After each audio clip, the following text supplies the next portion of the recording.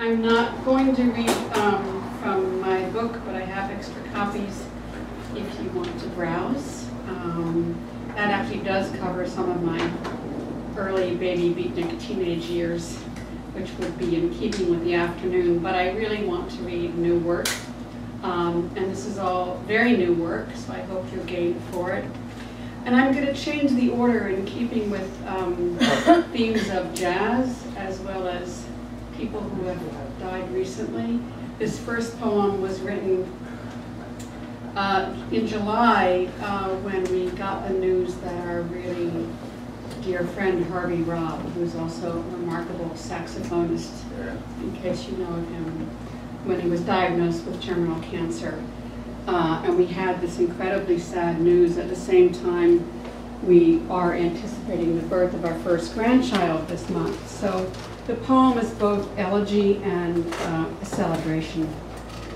And at this point, it's called For H, beloved friend about to leave this world. Sort of military. And Yes, B, right. and B, our first grandchild due soon after.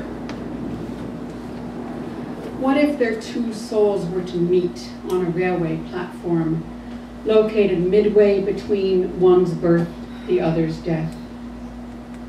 They might have a lot to talk about.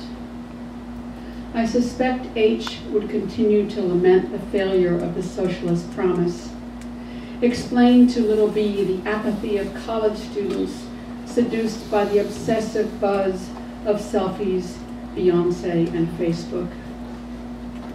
He might regale our unborn grandchild with stories of her grandparents when they were young, recalling antic days of communes, street theater, and circus, countercultural nights. B might smile, splashing in her mother's womb-warm pool, thinking pre-language thoughts, as her petal mouth finds her tiny thumb. I know these stories. I've heard them a dozen times already. If she could speak, she might mention to H how sad it is that he won't be around to teach her to play tenor sax, though she has been listening to Coltrane in utero for months. This pleases H, who strokes his still thick beard. He tells her more stories, how he used to call AT&T and read off the amounts of the salaries of certain CEOs to the customer service representatives. Amid the milky haze of morphine dreams, H might rail one last time against what he liked to call the poochocracy, as he blows a farewell kiss to J, late love of his life. He imagines that soon enough, B will be taken to the streets for her first ever demo. She will be carried door to door as her parents urge voters to register in the South Bronx, showing her off to beaming neighbors. They will put Joy Spring on when they come home and hum to her as they make lentil soup for dinner.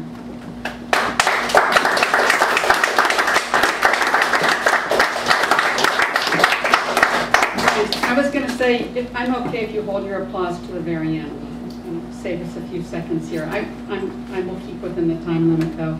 The next is, again, a very new series of really, really short poems, what I call short shorts. So I don't know if they belong on separate pages, if they ever make it into a book, or whether they belong on one page, but I'm just going to pause between each one. And one other note is that the second one uses the word morning twice, but it's the first time is morning as in M-O-U-R-N-I-N-G, and the second time is morning as the time of day. So here I'll read, this is 6 of 1. I swam in Tamales Bay, salt water cold as popsicles. This is not a simile, just how it is. Less morning in morning, less after with noon, more even come evening. long marriage. Aspen trees grow in clone groups, all connected by their roots, the root mass stretching for 100 acres. The flowers of the meadow lotus have specialized keel petals that hide their reproductive parts, like children who insist on swimsuits while their hippie parents skinny dip in an Oregon creek. Yarrow flowers can be golden or white. In a poem, some things you have to fix, some you don't, like an old house. The ospreys have all fledged, teenagers finally leaving home. And the next poem is called Remedies, and it begins with an epigraph that was stolen from a website on the drought in California. Remedies. The drought in California has reduced the number of native wildflowers in the state's grassland, potentially foreshadowing how climate change may affect plant life worldwide in the coming decades. Oh, pickleweed, paintbrush, pearly everlasting, what if you do not last? Where grace, if not in gumplant and goldenrod? Time to plant collards, says the almanac. Clear the brush, dig more beds, harvest hazelnuts before the squirrels, plant chives and red-orange dahlias. Time to rock the cradle, sit Shiva for yet another beloved friend, scatter the day, add mulch to memories, layer with unused tickets from the Paris metro, wear the turquoise earrings that were once your mother's, then sing along with Beethoven, get up and dance to the late quartets, swaying to their whiz and swoosh. And this one is next to the last one. It's from a series I'm working on that I call the Grammar Series, because I love grammar in any language, especially English. This one's called Kitchen Grammar, and it's kind of a love poem, and it's for Jeff. Toast burnt again. We scrape passive verbs and grudging commas into the compost. Layer more jam, though pining actively for bacon, scrambled with peppery syntax. Still dizzy from frying declensions, I bring water directly to the boil, offer you hot coffee, discreet, sweet.